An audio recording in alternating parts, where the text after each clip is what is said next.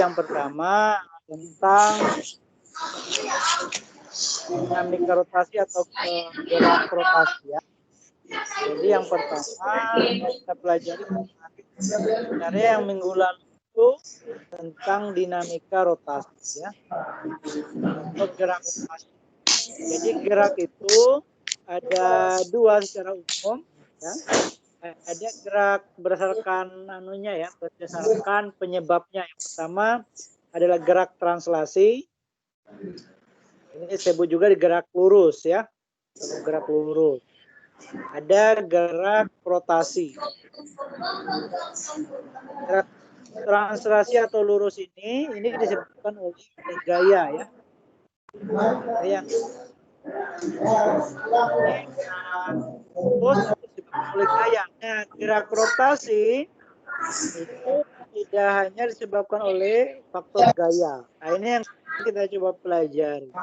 Nah, apa yang kita pelajari ya, yaitu penyebabnya apa yang kita pelajari tentang yang kita ukur dari gerak rotasi itu apa saja ya.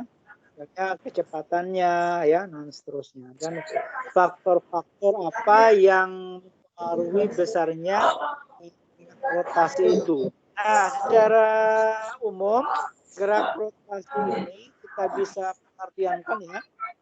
Contoh dari gerak rotasi ini, contohnya ya, gerak rotasi itu kayak gerak misalnya bumi itu kan bergerak ada dua jenis. Yang pertama bumi itu mengelilingi matahari, itu disebut dengan gerak lurus, gerak termasuk gerak translasi. Arahnya itu karena dia disebabkan oleh gaya, hanya arahnya bentuknya lingkaran, lintasannya ya, lingkaran. Tapi gerak yang kedua pada bumi itu disebut dengan gerak rotasi, yaitu gerak bumi pada porosnya. Itu yang kita maksud ya, itu gerak rotasi. Contohnya tadi gerak bumi pada porosnya. Yang gerak kayak gasing ya, atau roda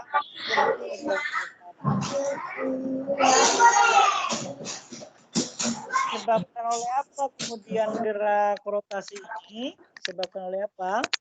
Nah, misalnya kita mau memutar contoh ya, gerak contoh juga adalah membuka pintu ya.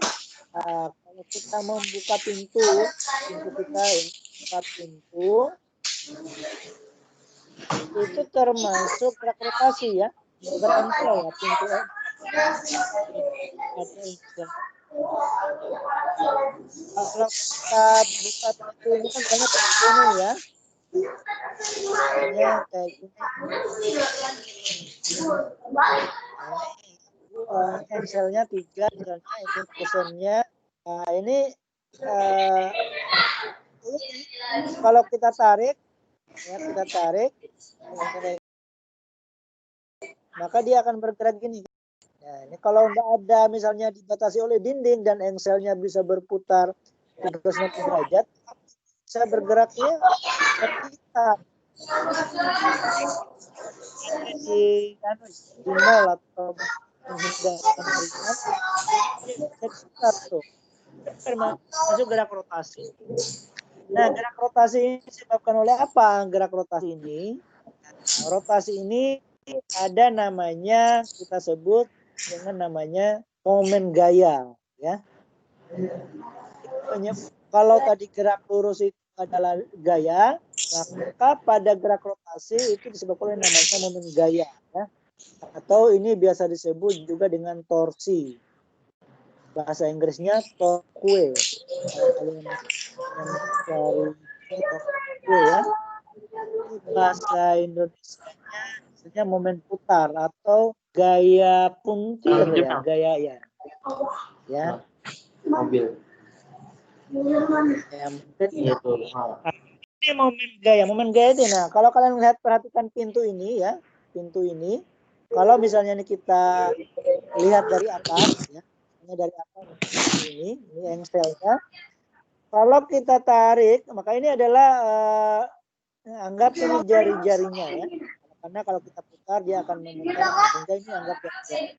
Kalau ini kita tarik, apakah apa penyebab momen gaya? Momen gaya itu tergantung apa? Nah, maka yang pertama itu tergantung kalau kita tarik gayanya, ya, maka bisa berputar. Kalau kita tarik di tengah, nah, maka gaya kita membuka pintu itu memerlukan lebih besar gayanya ya. Kalau kita tarik di tengah ini, maka untuk membuka pintu ini membutuhkan gaya yang lebih besar. Kalau kita tarik pas di dekat engselnya, maka tidak akan berputar. F1, F2, F3. Kemudian yang ketiga, misalnya kalian tarik pas lurus. Di sini pas lurusnya tarik.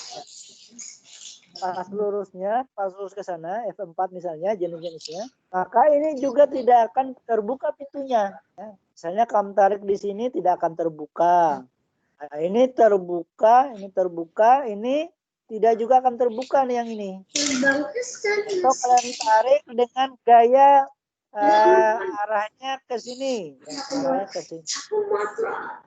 F5 ini misalnya. Nah, ini terbuka, cuman dia butuh gaya yang lebih besar. Nah, jadi kalau kalian perhatikan, terbukanya pintu itu atau terjadinya rotasi itu disebabkan yang pertama ada gaya. Gaya F ya. Kemudian yang kedua adalah jaraknya dari R, dari rotasi ini, dari pusat rotasi, dari engselnya. Jadi kalau semakin dekat dengan engsel, maka terbukanya itu butuh gaya yang besar. Jadi R-nya ya, jarak R, jarak dari O ke titik gaya. Ini namanya kita anggap sebagai jari-jari.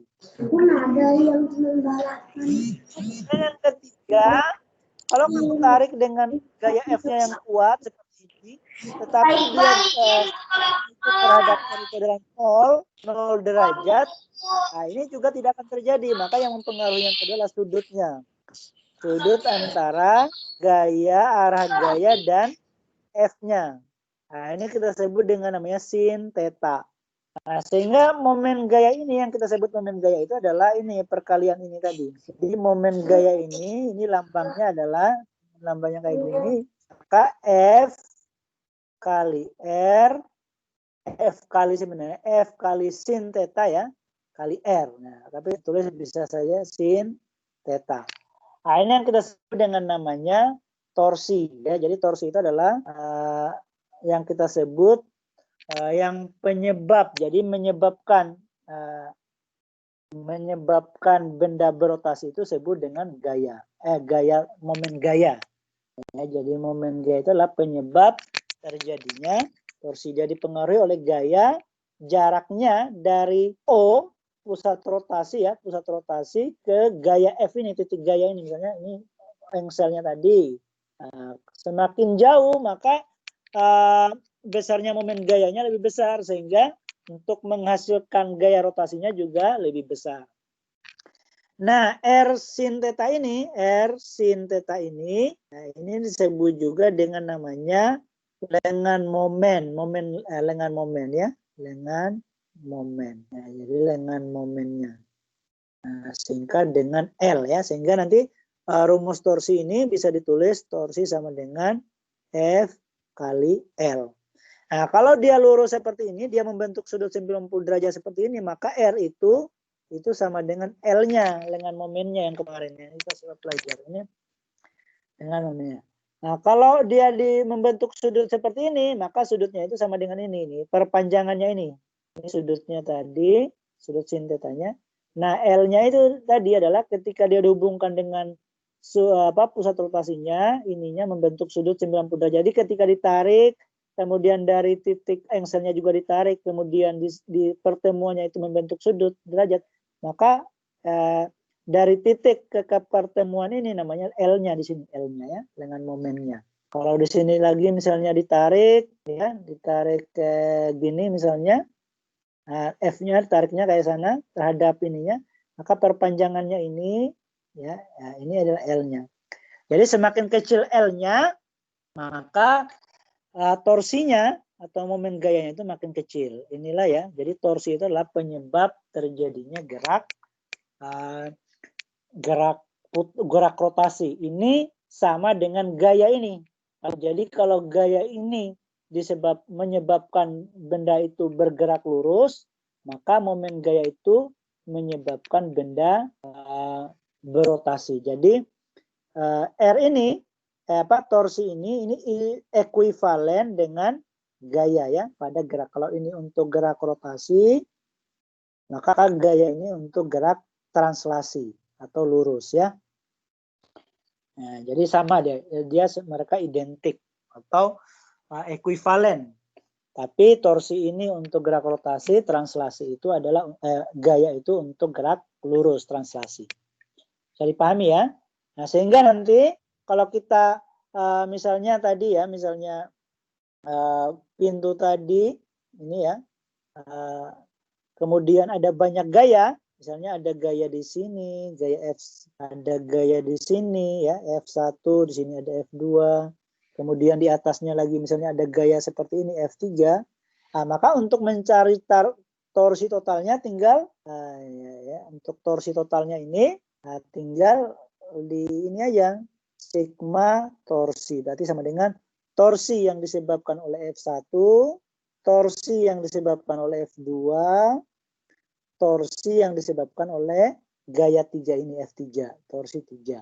Nah, maka tinggal dihitung di sini R-nya. Oh, ini R-nya R1 berarti ya sampai sini. Sampai F3 berarti R2. Sampai disebabkan oleh F3 ya, dihitung dari torsi. Kemudian ada R3. Nah, R3 disebabkan oleh ini. Sehingga nanti tinggal ditulis ini berarti F kali atau langsung ya F kali R1, ini F kali R2. Nah, karena ini ada sudutnya ya, sudut tetanya ini, maka nanti F kali R sin theta. Nah, kayak gitu ya, F3 R3. Nah, tinggal dicari. Nah, kemudian karena torsi ini adalah besaran vektor ya, besaran vektor, maka arahnya itu nanti menentukan mempengaruhi besarnya torsi. Nah, maka disepakati ya, kalau arahnya dia searah jarum jam, ya misalnya ini kan tuh anunya, kalau kita tarik ke bawah ini kan jadi mutarnya ke sana. Maka ini searah jarum jam ya, maka ini positif. Ini juga searah jarum jam positif. Kalau ini ditarik, yang F3 ini kalau ditarik, kalau kalian ambil pulpen ya, tarik ke atas, makanya otomatis ini ke sini berlawanan jarum jam, makanya negatif. Nah, maka ini nanti kalau dibuatkan ya, yang F3 ini jadi min ya, jadi min nanti tinggal dikalikan, ya kayak gitu ya. Nah itu bagaimana menghitung arah vektor ya, menghitung arah vektor ya. Searah jarum jam positif, berlawanan jarum jam negatif. Nah, ini. Nah, itu sebut dengan namanya torsi. Yang kedua, yang kita pelajari di gerak rotasi ini adalah penyebabnya. Yang kedua adalah yang kita sebut dengan namanya momen inersia. Ya, yang kedua adalah kita pelajari adalah momen inersia. Kita singkat dengan I. Apa momen inersia itu? Gini ya. Kalau kamu digerak lurus, misalnya mendorong benda yang kecil sama mendorong benda yang besar, ya kan? Misalnya ini dorong nih, ya, dengan gaya yang sama misalnya ya. Nah, kayak gini. Kalau kamu mendorong dengan gaya yang sama, maka yang akan menghasilkan kecepatan yang lebih besar yang mana? Yang kecil atau yang besar? Kira-kira. Yang kecil, Pak. Yang kecil pasti lebih cepat. Ya, karena apa? Masanya ini ya, masanya. Jadi masa benda itu lebih besar dari masa Daripada benda masa satu. Maka otomatis ini akan lebih laju nih kecepatannya. Nah, di momen inersia, maka untuk gerak rotasi gimana? Nah, untuk gerak rotasi, ya misalnya ini nih. Nah, ya. Sini ini tadi ada kayu atau besi ya. Kemudian di ujungnya ini dibuatkan ada bola besi misalnya. Nah, ini jari-jarinya, ini masanya. Nah, kemudian yang kedua ada yang tadi R-nya sama, nah, tapi dia di sini. Nah, bolanya, M-nya sama, ini R-nya. Kemudian yang ketiga ada bola lagi yang sama, tapi dia kecil. Nah, lebih ringan berarti. Nah, ini R-nya. Maka kalau kamu disuruh untuk memutar ini, misalnya kamu dorong ini ya, misalnya mendorong ke atas, ya, mendorong, maka yang akan mudah berputar adalah yang mana kira-kira? Atau misalnya antara ini dulu 1, 2, 3. Nah, ini. Maka kalau kita bandingkan 1 dengan 2 ini ya, 1 dengan 2, yang akan mudah kamu dorong itu adalah yang 2 ini. Ya, kamu dorong sedikit sudah bisa berputar nih. Misalnya sini engselnya ya. Misalnya ini komputer ya, komputer ke sana misalnya ya. Apa ke sini. Komputer ke sini ya. Gitu. Kayak apa permainan anak TK yang duduk kemudian diputar itu ya. Nah, maka ini yang akan lebih mudah karena ringan. Nah, kemudian kalau kita bandingkan 1 dengan 3, yang mana yang lebih ringan? Nah, maka ini yang kita sebut dengan namanya momen inersia ya. Momen inersia yaitu momen inersia itu adalah dia tergantung dari massa dan jauhnya dia dari pusat rotasi. Ya, momen inersia ini. Jadi momen inersia ini kalau kita pengertiankan adalah ya ukuran kesulitan ya, kesulitan atau mudahnya benda untuk berotasi. Ya, sama dengan massa. Nah, jadi momen inersianya ya, ukuran untuk sebuah benda itu mempertahankan diri untuk berotasi, namanya momen inersia ini ya, mempertahankan diri. Jadi apa? Tergantung dari apa? Kalau gerak lurus itu tergantung dari masanya. Semakin besar dia, maka semakin kuat dia untuk mempertahankan diri. Nah, untuk di gerak rotasi maka tergantung dari, yaitu ukurannya ini tergantung 2 hal, yaitu dari masanya. Dan yang kedua adalah dari jari-jarinya. Jari-jarinya. Jadi N dengan R, tergantung dengan M. M dan R inilah yang kita sebut dengan gabungannya ini, yang kita sebut dengan namanya momen inersia tadi. Ini disebut dengan momen inersia, gabungan ini.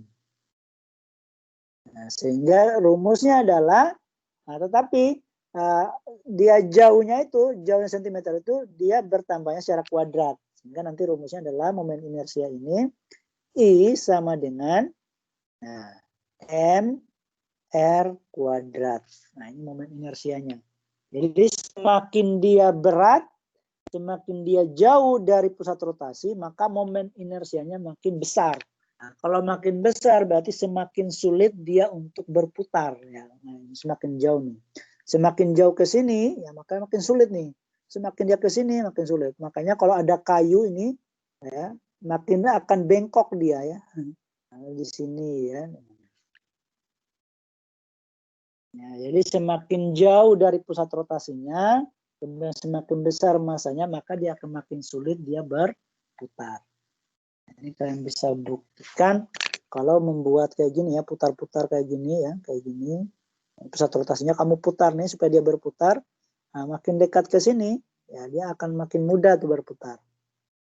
Ya. Nah, sehingga maka kalau kita hitung ininya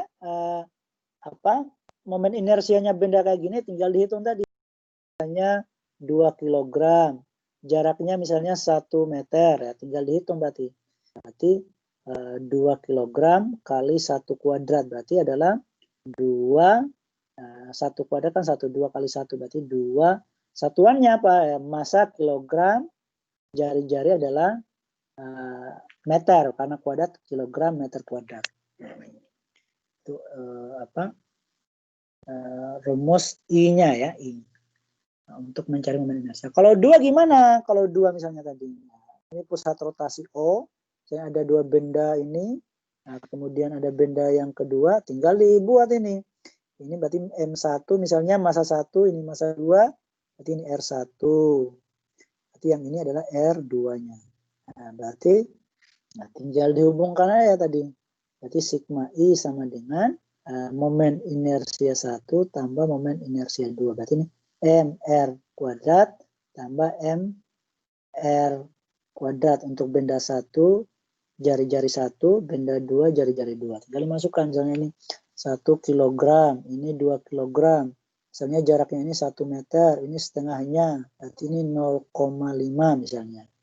0,5 meter, ini 1 meter. Tinggal dimasukkan tadi ya. 1 kali 0,5 kuadrat tambah 2 kali 1 kuadrat. Nah, berarti ini 0,25, berarti ini 0,25. Ini 2. Berarti hasilnya 2,25 kilogram meter kuadrat. Nah, itu. Berarti momen inersianya segitu.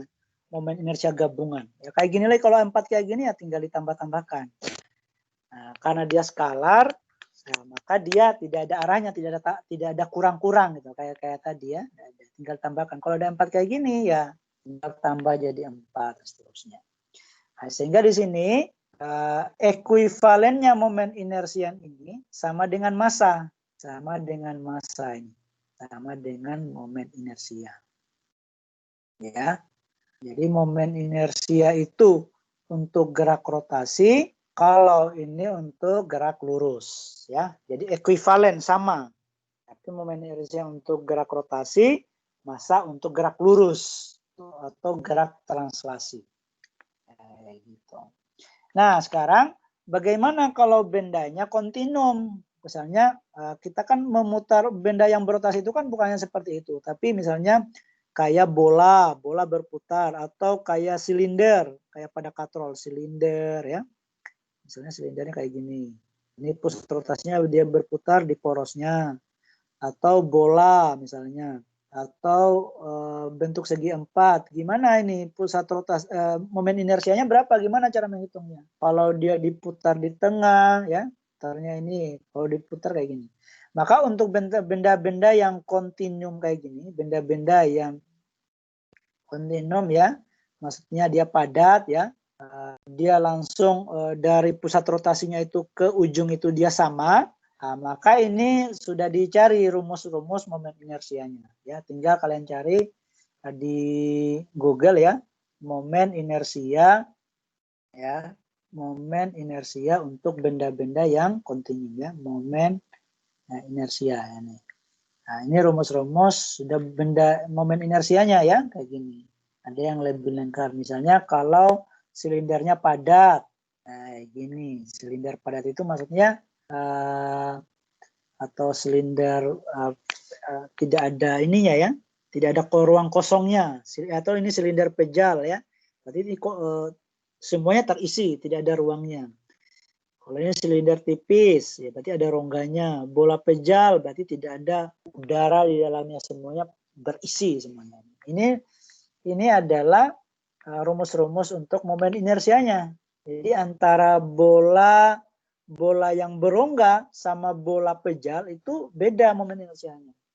Atau yang silinder poros kayak gini ya, yang ini sama yang ini, yang bawah ini. Nah, kalau dia diputar di tengah sama diputar di ujung itu beda lagi momen inersianya. Sulitnya untuk kita memutar itu beda ya. Sehingga tinggal kita pakai ini rumusnya, kita tinggal pakai rumus yang besar ini, yang lebih lengkap lagi misalnya kayak gini ya, ini sudah ada kalau gambar ini. Nah, tinggal kita gunakan rumus-rumus yang ada, kita tinggal lihat oh dia diputar di tengahnya, di ujung, atau di porosnya yang nomor 3 ini ya. Nah ini diputar di tengah, berarti rumusnya mr kuadrat. Kalau diputarnya di ujung, pusat rotasinya di ujung, berarti sepertiga ml kuadrat. Kalau dia di tengahnya, tapi bukan di porosnya, nah berarti 1/12 ml kuadrat. L-nya itu panjangnya kayak gitu ya. Nah ini, nah seperti itu sudah ada rumus-rumusnya. Nah, sekarang yang ketiga yang di gerak rotasi ini adalah hukum 2 Newton. Hukum 2 Newton untuk gerak rotasi. untuk gerak rotasi.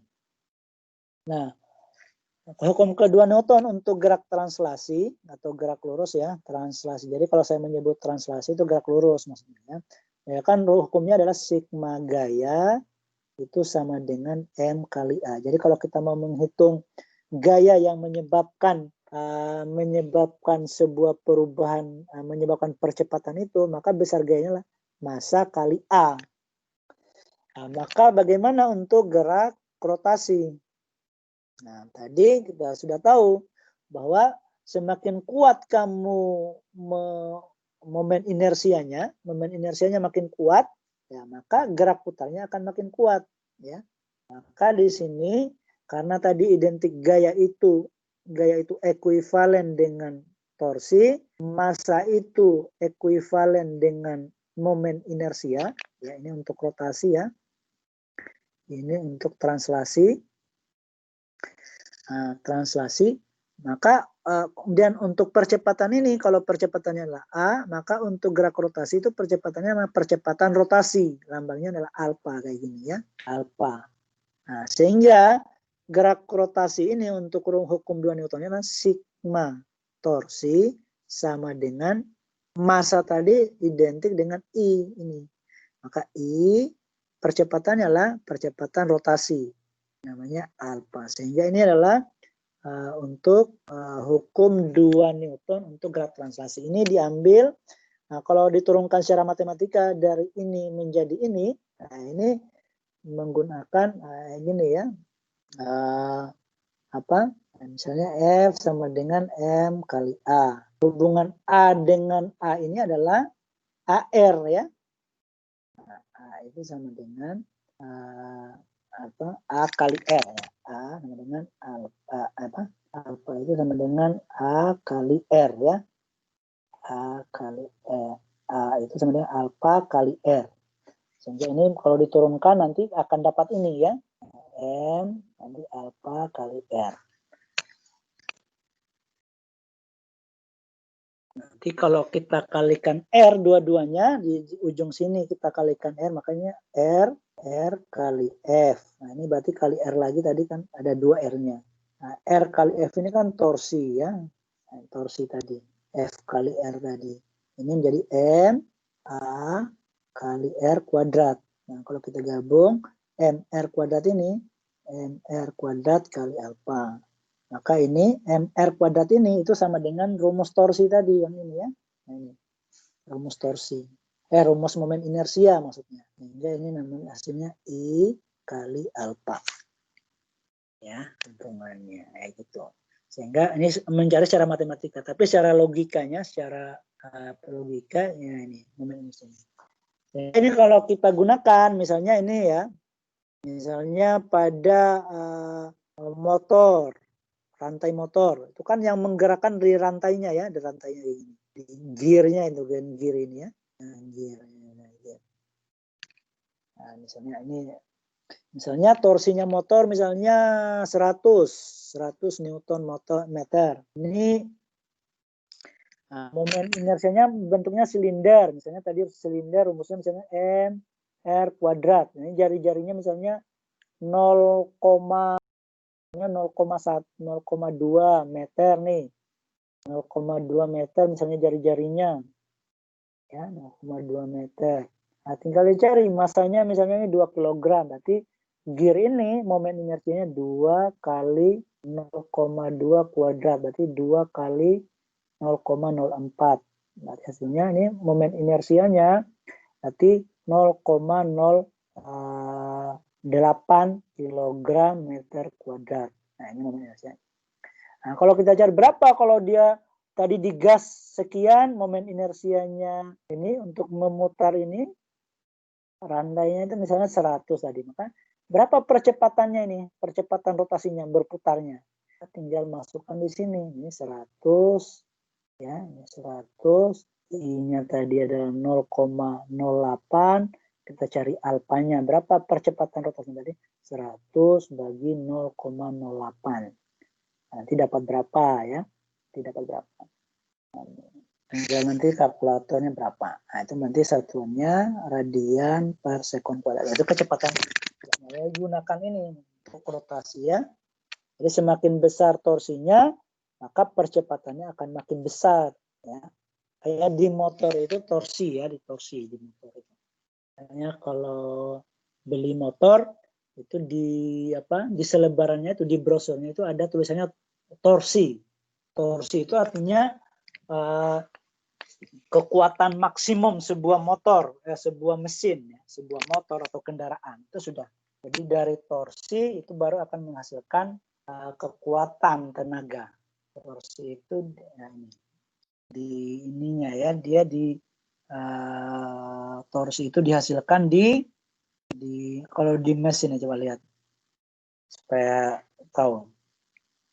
Nah, kalau motor itu ini ya, misalnya ini mobil ya. Nah, ini kan mobil tuh ya berputar.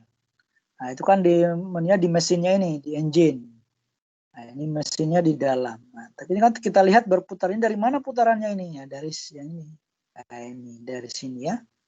Ini nih yang mutar-mutar ini. Inilah yang kita sebut dengan namanya torsinya mesin itu, yang mobil nih. Ini mesin mobil. Ini yang ketika ada, nanti kita pelajari lagi, ada pembakaran, dia mendorong ini sehingga menghasilkan putaran. Ini disebut torsinya di sini, torsi. Kalau lebih lingkatnya lagi di sini, ya, kayak gitu. Ini yang memutar tadi ya, ciang. Nah, ini mesin 4 tak ya. Nah, kayak gitu. Nah, itu torsinya ya. Nah, sekarang itu yang kemarin sebenarnya kita pelajarin dia di buku, nanti ini hanya mengulang karena kita nggak masuk. Sekarang saya mau lanjut yang kedua dikit lagi ya, yaitu keseimbangan benda. Kesetimbangan. Ada pertanyaannya? Kesetimbangan benda tegar. Kesetimbangan benda tegar.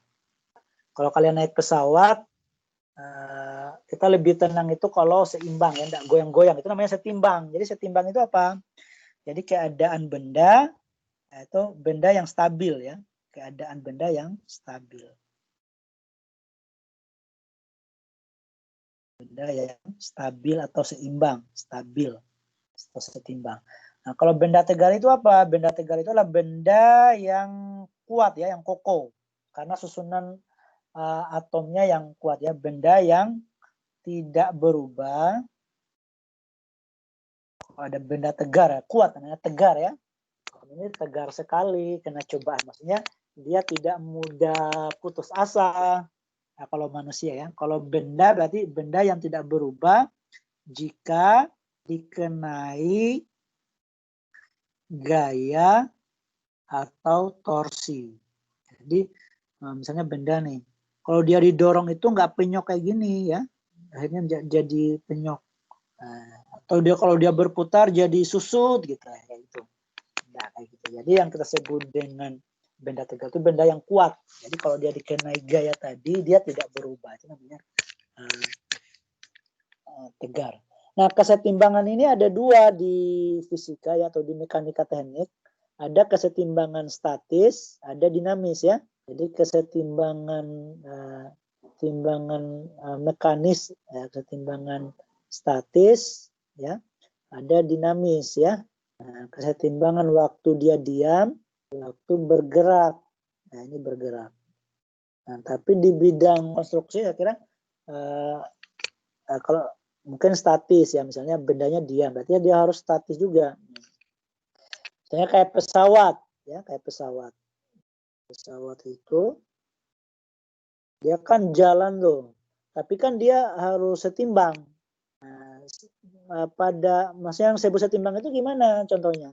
Ya, pesawat itu kan dia bisa terbang karena ada gaya angkat ya, gaya angkatnya ke atas. FA. Kemudian tapi pesawat ini kan karena dia namanya benda ke atas itu pasti dia jatuh, ada gaya tarik, gaya beratnya, gaya tarik bumi. Jadi pesawat ini juga ditarik oleh ke bawah. Kemudian ada gaya dorong, F dorong. Tapi juga ada gaya hambatnya ke belakang, yang menarik ke belakang, F tarik ke belakangnya. F geseknya. Nah, yang disebut seimbang ini jika jumlah gaya-gaya ini semuanya, ya gaya-gaya semuanya ini, nah itu saling meniadakan, maksudnya, oh gaya tarik bumi dilawan oleh gaya angkat, gaya dorong dilawan oleh gaya gesek, sehingga apa? Sehingga pesawat ini setimbang. Ini yang kita sebut dengan setimbang. Jadi setimbang itu adalah gaya-gaya itu, gaya-gaya yang bekerja pada benda itu, ya gaya-gaya yang bekerja itu saling meniadakan, saling meniadakan, saling meniadakan, saling meniadakan untuk apa? Dia, ya tadi itu untuk bergerak, untuk kalau dia bergerak berarti untuk stabil kecepatannya atau berotasinya juga dia stabil. Nah, sehingga apa? Secara matematik syaratnya untuk seimbang itu, syarat untuk setimbang, benda itu untuk setimbang ada dua hal, yaitu jumlah gayanya pertama secara translasi, jumlah gayanya sama dengan 0 kalau saling meniadakan. Seimbangnya secara rotasi berarti apa? Berarti jumlah torsinya itu sama dengan 0. Maksudnya bukannya tidak ada gaya atau tidak ada torsi, tapi jumlah gayanya itu kalau dijumlahkan dia sama dengan 0, saling meniadakan masing-masing.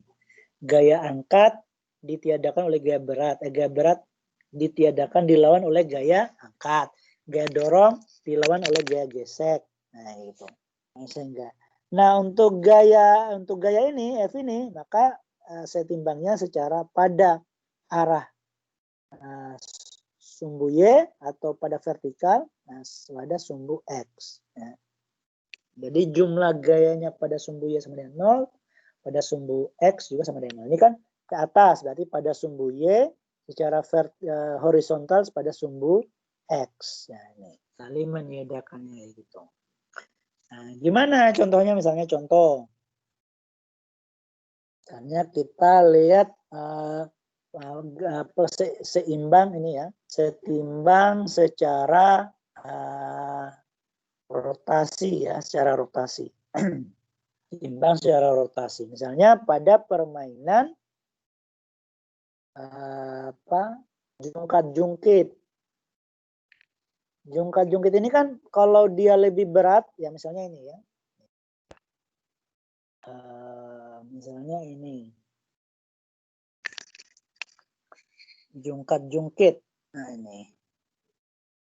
Nah, kalau kalian lihat jungkat-jungkit, ini terkait dengan kalau dia balance lap ya, balance ya. Kalau misalnya sama-sama 10 di ujungnya ya, rotasinya ya. Rotasi. Ini sama 10, sini juga 10.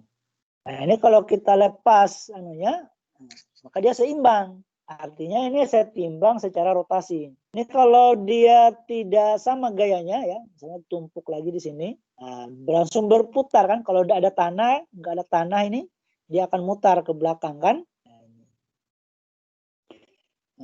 Dia akan mutar ke belakang. Dia akan mutar ke sana ya. Dia akan mutar ke sini. Dia akan mutar ke sini. Ini dia akan mutar ke situ. Ini. Nah, terjadi torsi tadi karena torsinya ini kan berat ya. Gaya tarik bumi ada gayanya di sini. W. Ini jari-jarinya ya kan. Nah, ini. Tadi momen inersi ini F-nya berapa? Ini juga berapa? Jumlah torsinya ini juga berapa? Karena dia ke bawah juga sebenarnya. Tapi dia arahnya. Tapi dia kalah gitu ya. Ini lebih besar. Sehingga arahnya ke sini, arah jarum jam. Nah, ini namanya tidak setimbang. Nah, itu. Gimana coba setimbang? Ya, tadi itu. Maka misalnya ini, misalnya ada orang, misalnya si A ya, si B, ini beratnya misalnya 40 kg, ini 60 kg ya. Kalau dijadikan berat, berarti tinggal kali 10 ya. M kali G ya, W-nya. Berarti 40 kali 10 ya. 400 Newton. Berarti ini kalau dijadikan ini 600 Newton. Kalau si A ini misalnya dia mau duduk di ujung, sini nanti ya. Misalnya ini panjangnya adalah 4 meter. Nah, kira-kira supaya setimbang, si B ini duduk di mana dia? Kalau pasti di ujung, nah karena ini lebih berat, ini 60, ini hanya 400, ini 600, pasti ini dia akan turun ke sini geraknya. Supaya setimbang dia duduk di mana? Supaya setimbang, si B duduk di mana? Duduk di mana? Atau jaraknya dari pusat rotasinya ini ke sini kena di mana? Maka supaya setimbang ini ya, supaya setimbang, maka syarat setimbang, ya syarat setimbang. Apa tadi syarat setimbang? Karena ini geraknya rotasi, ya berputar tadi, maka syarat setimbang sigma torsi sama dengan 0. Berarti torsi A ini nanti sama ini kalau dia duduk torsinya B. Berarti WA kali L-nya dengan momennya tadi sama dengan kalau setimbang ya, berarti kurang WB kali LB sama dengan 0. Nah ini karena ini min, maka kita pindahkan ke 0 jadi positif nanti. Ini maka berarti ini 400, karena setengahnya ini 4 meter jadi 2 meter kan. Dikali 2 sama dengan, ini pindah ke sini, WB-nya tadi adalah 600 kali LB ya kan, pindah. Ini 800, berarti 600 LB. Berarti ya, kalau mencari LB-nya, jauhnya dia duduk dengan momennya supaya setimbang, berarti 800 bagi 600. Nah, ini kan habis 0 ya. 8 bagi 6 atau 4 bagi 3. 4 bagi 3 sekitar 1,33 meter. Berarti dia harus duduk, kalau ini 2 meter di tengah, berarti 1,331, berarti sekitar sini dia duduk.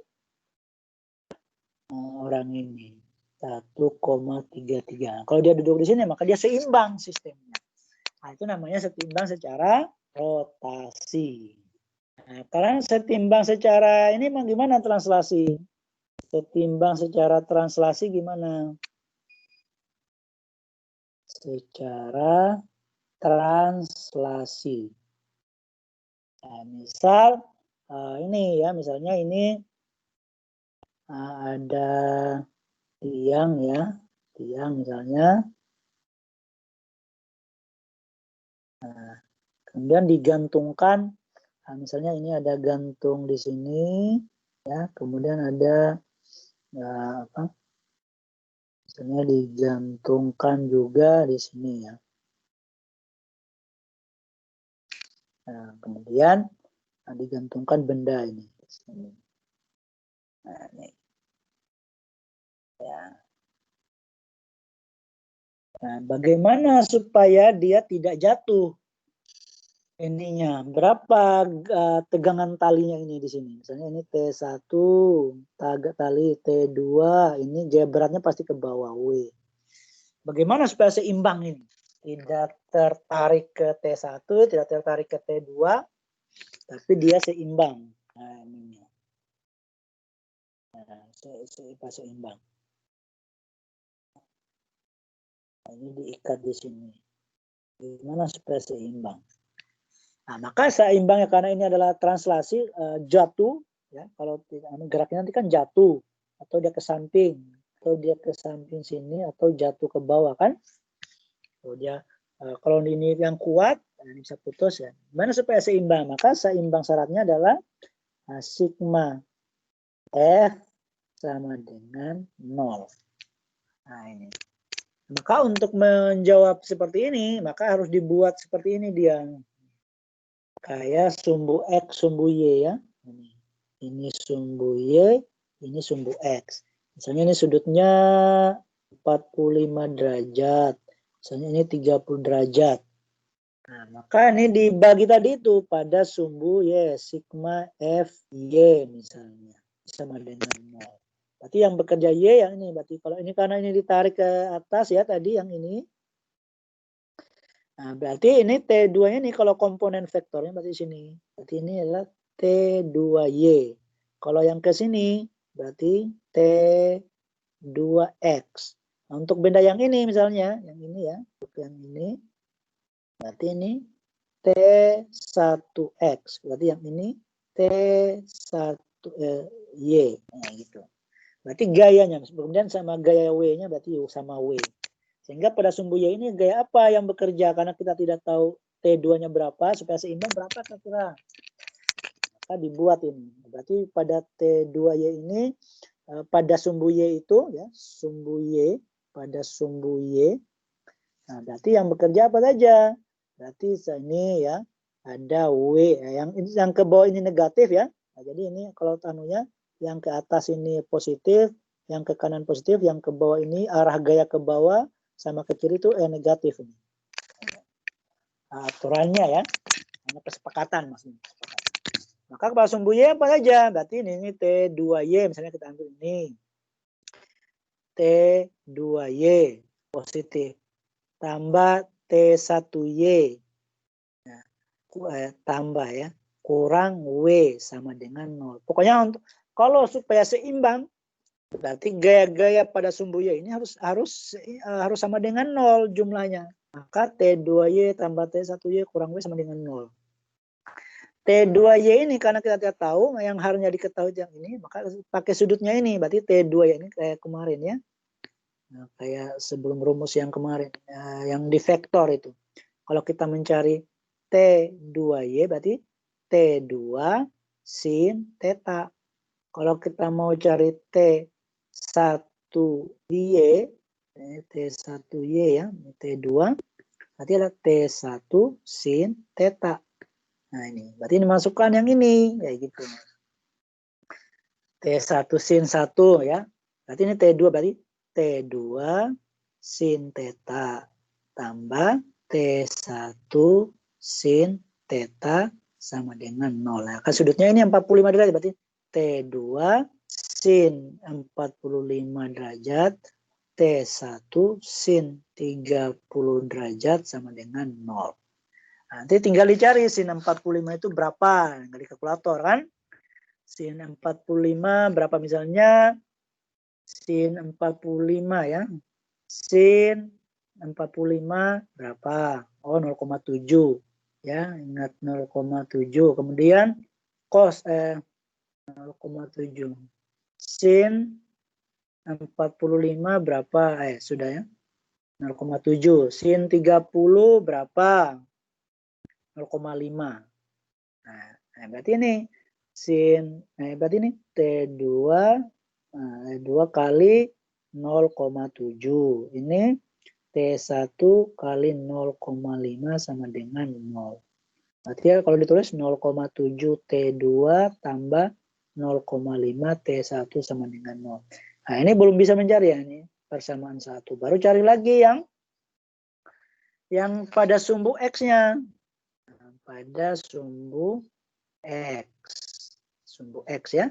Berarti sigma. Untuk seimbang ke sini supaya tidak ke kiri ke kanan bendanya ini, maka sigma pada sumbu X-nya harus sama dengan 0 lagi.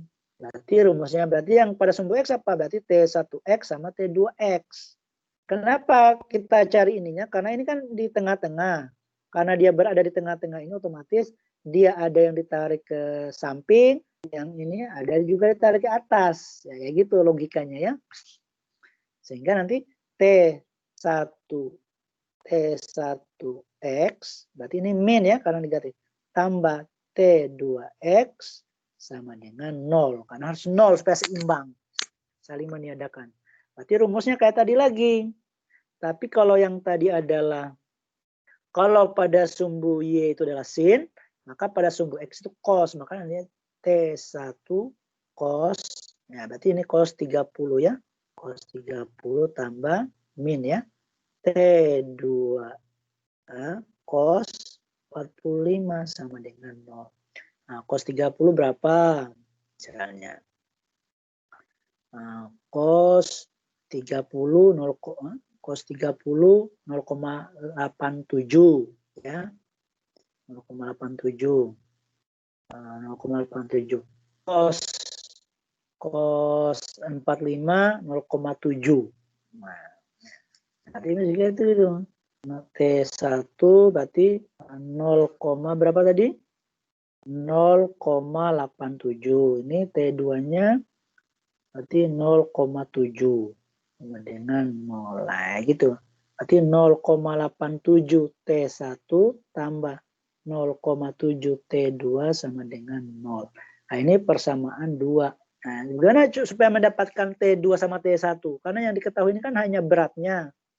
Beratnya misalnya ini 200 Newton ya. Kan kalau kita nggak tahu harus tentukan ini berapa kekuatan talinya.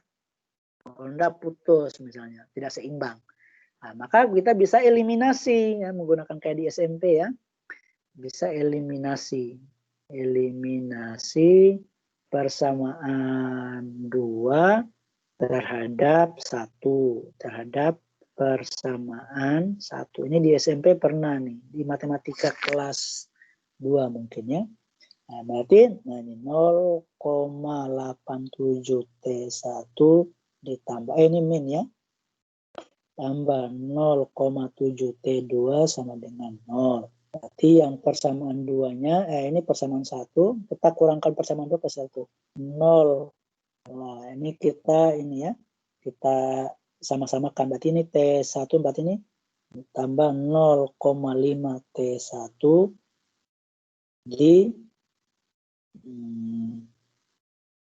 ditambah ini yang mana minnya? Ini W-nya tadi misalnya anggap ini 200 ya. Berarti ini pindah ke sini 200. Ini 200, 200, 200, 200 ya. Nah, ini 200 Newton tadi. Karena ini pindah ke sini jadi min ya. Nah, ini berarti ini 0,5 T1 ditambah 0,7 T2 0,7 T2 sama dengan 200. Cik, misalnya kurangin. Berarti yang habis apa kalau dikurang? Berarti yang sama ini, berarti ini habis. Berarti ini kalau dikurang 0,87 kurang. Berarti jadi tambah kan? Berarti jadi kayak tambah yang ini nih. Min kurang min. Jadi tapi min nanti hasilnya. Berarti 1,37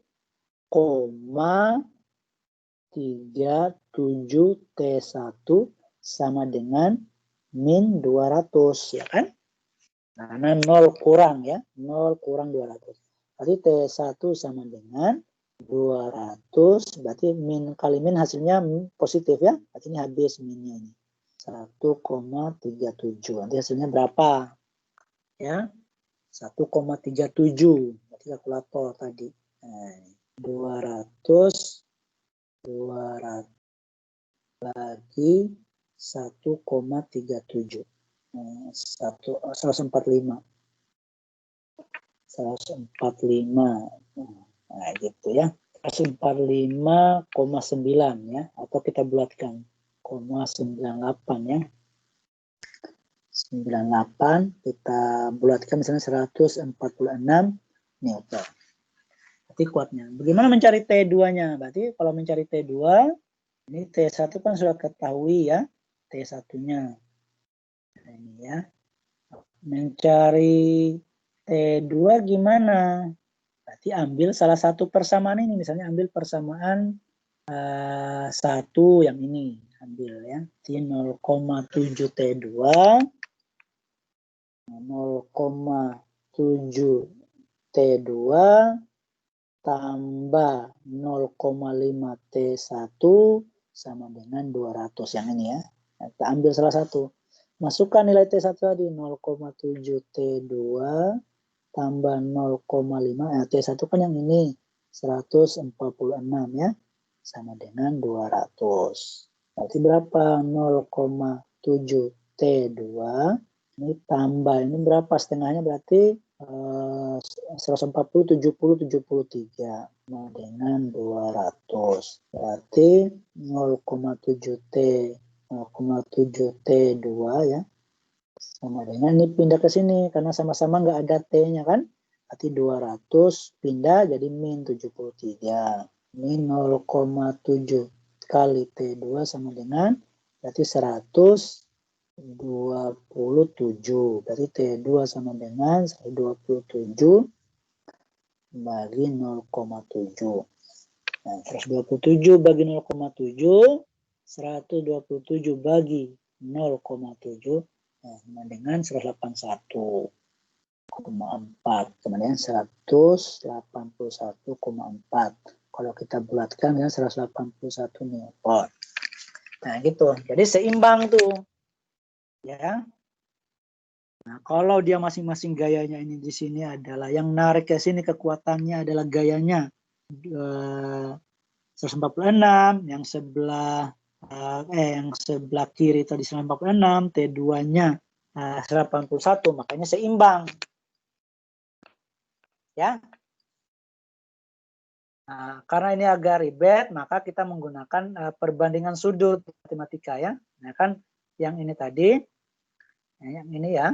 Ini kan kalau kita buatkan anunya kayak gini dia. Sudutnya jadi kayak gini. Ini, gini. Ini anggap gaya 1, misalnya tadi T1, ini adalah T2, ini misalnya T3 atau tadi W. Berarti ini kita anggap yang di depannya ini, yang di depannya sudut yang ini, misalnya sudut A. Yang ini adalah sudut B, yang di hadapannya ini. Yang di hadapannya ini, yang ininya, berarti ini sudut C. Akan sama itu. Nah, maka ini nanti akan sama dengan kayak gini dia. T1 per sin A sama dengan T2 per sin B sama dengan T3 per W. Nah ini gunakan ini, nanti akan sama hasilnya dengan ini. Jadi misalnya kamu mau cari T1 yang diketahui ya, ini sin C maksudnya. Sin C. Kan tadi W ya, yang di atas ini W. Nah, misalnya mau cari T1, maka ambil yang ini sama ini. Berarti nanti T1 per sin A sama dengan W per sin C. Nah, tinggal cari tadi anunya tadi ya, sudutnya. Misalnya tadi di sini kan 45, di sini tadi 30. Nah, berarti ini 90 derajat, berarti jumlah ininya 45 tambah 90 karena sudut siku-siku kan pasti 90, berarti 135 yang ini ya, sudut A-nya. Yang ini berapa? Ini kan 30 tadi, berarti yang ini siku-siku 90.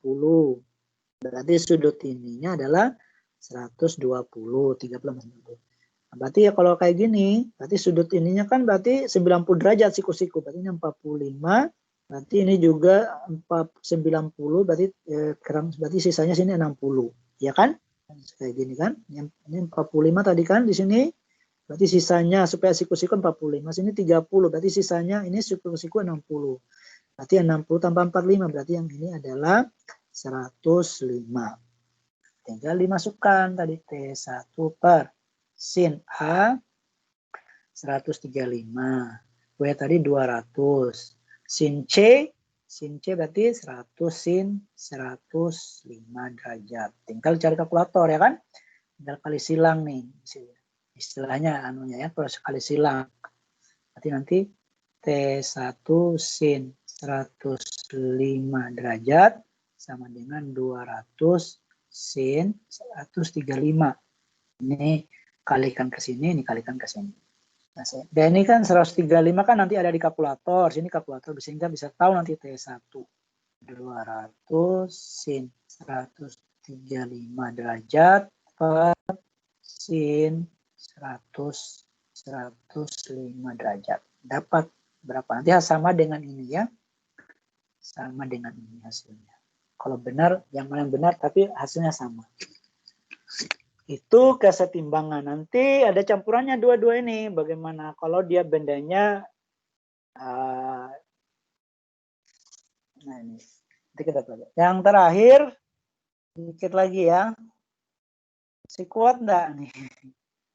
Titik berat.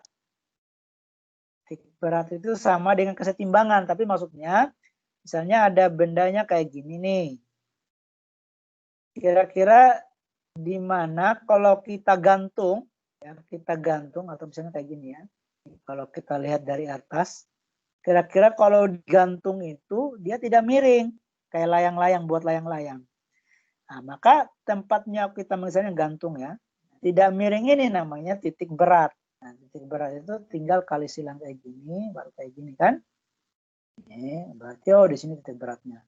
Kalau bendanya tentu yang sama, yang proporsional, maksudnya kayak distribusi masanya itu sama, rata gitu. Tidak ada di sini tebal, di sini tipis, enggak. Kalau yang rata kayak gini.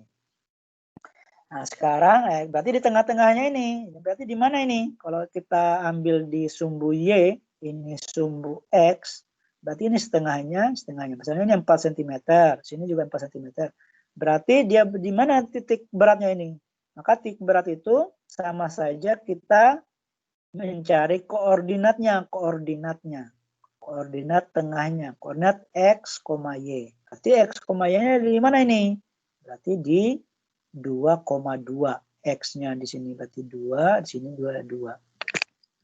Nah, cara mencarinya gimana tadi dengan ini? Berarti dia menggunakan torsi tadi ya. Nah, torsi karena seimbang kan, kalau ini kalau enggak seimbang kan pasti ini miring ke sana, ini ke atas misalnya lebih berat. Maka nanti torsi X di sini, torsi X di sini kan, di sini anggap pusat rotasinya berarti 0, berarti di sini positif, sini negatif. Nanti hasilnya adalah torsi X sama dengan torsi X. Nanti kalau kita anukan, torsi itu tadi rumusnya adalah misalnya kayak berat ya, W kali X sama dengan W kali X. Berarti kalau kita mau cari X-nya, X sama dengan WX per per W ya. Nah, ini. Nah, kalau misalnya bentuknya kayak gini ya, dia bisa menggunakan. Nah, kalau Y-nya berarti sama aja ga? Torsi Y-nya nanti berarti mencari Y-nya ya sama dengan ini, berarti Y-nya sama dengan W kali Y per W. Nah, kalau bendanya misalnya bentuknya kayak gini nih, di mana kira-kira titik beratnya? Di sini ini 8, di sini 3, di sini 6, ini 0 ya. Kira-kira di mana titik beratnya ini? Nah, kalau bentuknya kayak gini. Maka kalau kayak gini harus dibagi 2. Misalnya ini benda 1. Nah, benda 1 ya. Di sini benda 2. Berarti ini kita buat ting. Berarti pas di sini. Ini ting. Berarti pas di sini kan. Nah, gimana caranya? Berarti menggunakan yang ini untuk mencari X-nya. Berarti tadi W1 X1 tambah berat benda 2 kali benda 2 di tengahnya kali W1 tambah W2. Nah, cari Y-nya berarti W1 sumbu Y1 tambah W2 tambah Y2 per W1 tambah W2. Nah, ini kayak gini ya. Nah, tapi nanti ini berarti X ini adalah tengah-tengahnya maksudnya ya. Ini tengahnya itu, X-nya ini, tengahnya. Misalnya, ini W ini bisa diganti dengan luas ya, misalnya luasnya. Misalnya ini luasnya, nah misalnya tadi ya, ini luasnya, nah ini benda 1, berarti ini ya, benda 1. Berarti luasnya benda 1 sama dengan panjang kali lebar kan? Panjang kali lebar berarti 8 ya, 8 kali 3 ya, 3 misalnya. 8 kali 3 sama dengan 24 meter pangkat 2, misalnya meter. Luas A2 berarti yang ini ya. Berarti lebarnya berapa? Berarti ini kan 3, nah berarti lebarnya ini 3 kan? 6 kurang 3 berarti panjangnya 3, lebarnya di sini angka 4 nih ya, 4. Berarti 12 meter pangkat 2. Nah, kayak gitu. Nah, X-nya berapa? X1-nya ini. X untuk benda 1. X1-nya berapa? Setengahnya ini. Berarti X1-nya, nah, sumbu X ya. Ini sumbu X, ini ke atas sumbu Y misalnya. Atau ke sampingnya. Berarti setengahnya dari 3 berarti berapa X1-nya? Berarti 1/2 dari 3. Berarti ini 1,5. Nah, untuk Y2-nya, Y1-nya berapa ini? Berarti setengahnya dari tingginya ini, berarti 4. Berarti setengah dari 8 ya. 8, berarti ini 4. Sekarang benda 2.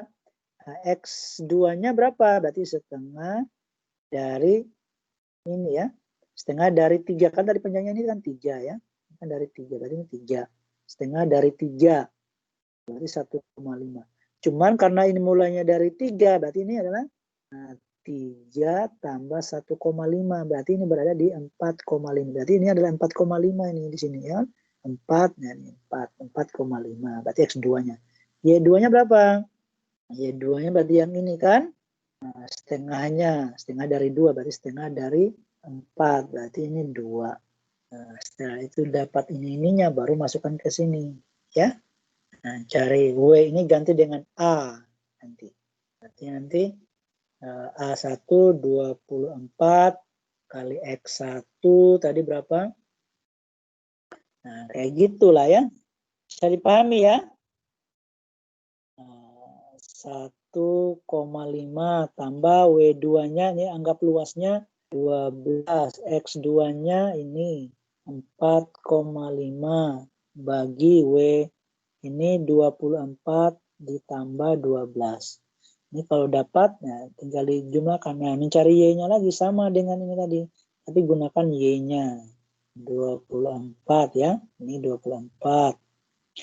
Y1-nya 4 tambah W2 berarti ini 12 kali Y2-nya berarti ini 2. Ini ya. 2 per A1 tambah 2 berarti 24 tambah 12. Nanti kalau dapat, nah itu. Ini dulu dikalikan, baru ditambah ya. Baru dibagi. Nah, dapat nanti X-nya. X, Y-nya.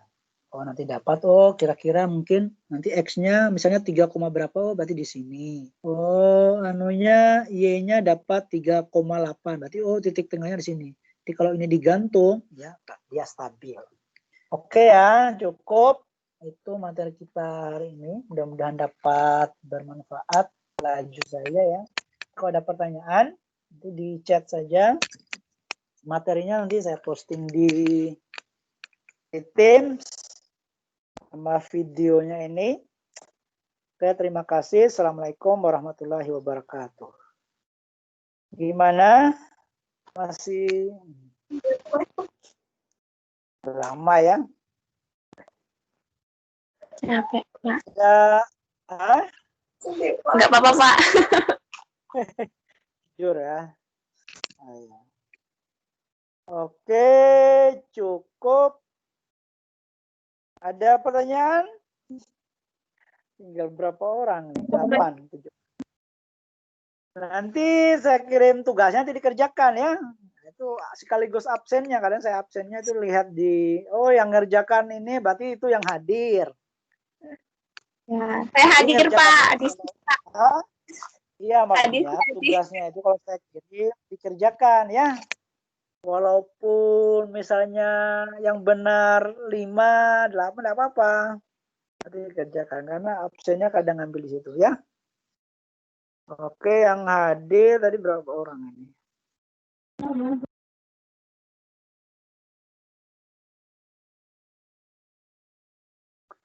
Adisti, Ineke Febrianti, Muhammad Akbar, Ferisdia, Dimas, Dava, Silvi. Sama siapa lagi?